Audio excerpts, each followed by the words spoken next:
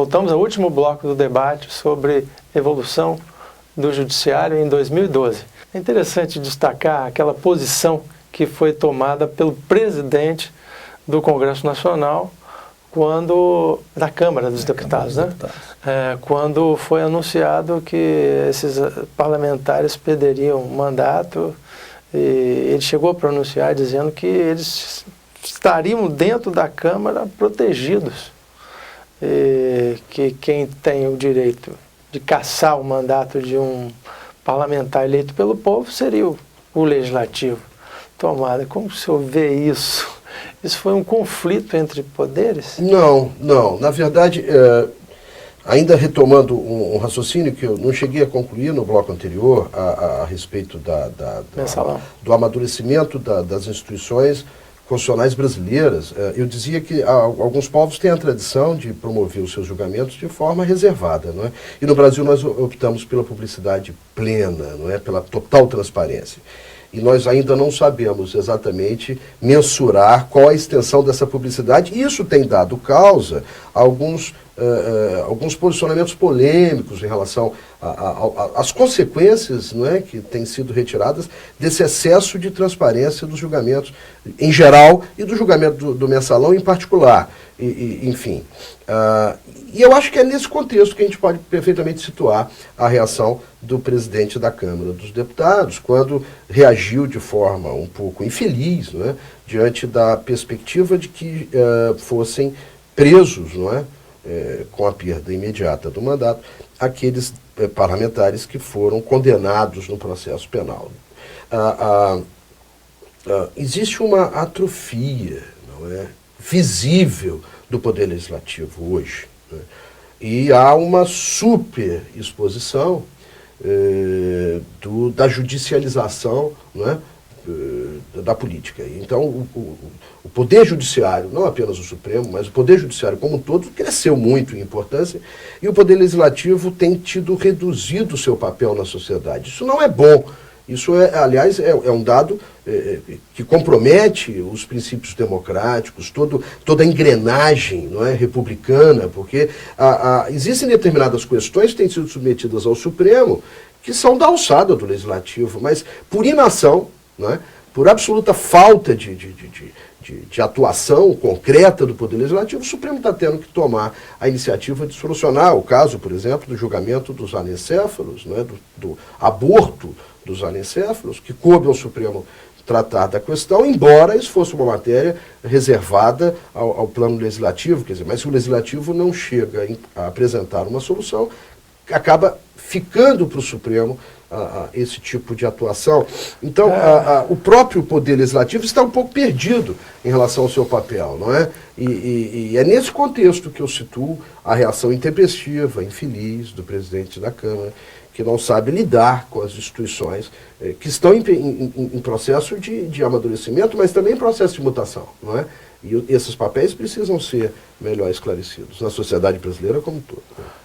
E ficou aquela questão de o que é transitado em julgado, né, de uma matéria no Supremo, quer dizer, isso não ficou fechado? Não, ainda não. Só falta ainda a publicação do acórdão. Provavelmente teremos embargos de declarações aí dos advogados que, dentro da sua impertinência natural de combatentes que são, certamente vão propor e não tiram a razão deles. Agora, trânsito e julgado mais à frente. O que é interessante nesse caso é que o presidente da Câmara dos Deputados, ele está se pautando por um dispositivo no parágrafo 2º do artigo 155, que diz que eles só poderão ser cassados com base numa decisão, uma sentença transitada e julgado. O procurador-geral já tentou, já fez um pedido e o próprio presidente do Supremo negou. Disse que não, tem que aguardar o trânsito julgado. E esses deputados, são 4, eles perdem o mandato, ou seja, extinguem o mandato deles em 2015. Ou seja, será que nós vamos ter que aguardar? Esse é um problema que, para mim, é um problema histórico, onde a sociedade ela evolui Isso. E as leis têm que acompanhar, porque a lei nunca vai andar à frente da evolução da sociedade, ela vem sempre a reboque. Por quê? Porque esses dispositivos que estão na Constituição, eles são dispositivos para garantir a voz do cidadão perante o Poder Legislativo num período que já não existe mais na nossa sociedade, um período de repressão, de ditadura, de repressão. Por que não alterar esses dispositivos? Porque pelo menos nas matérias que eu conheço, em especial matéria tributária, se está incomodando o governo, o poder público, vamos alterar. E os deputados alteram de uma forma muito rápida. Agora, nos casos onde eles são beneficiados, ou seja, não se altera. Eu acho que esse é um dispositivo que já deveria ter sido alterado ou pelo menos aperfeiçoado. Porque a última palavra vai ser sempre do Supremo. Agora, voltando a um ponto que o senhor colocou, doutor Almada, a respeito da hipertrofia, às vezes, até da judicialização, né, da política, é uma questão que talvez mereça um comentário.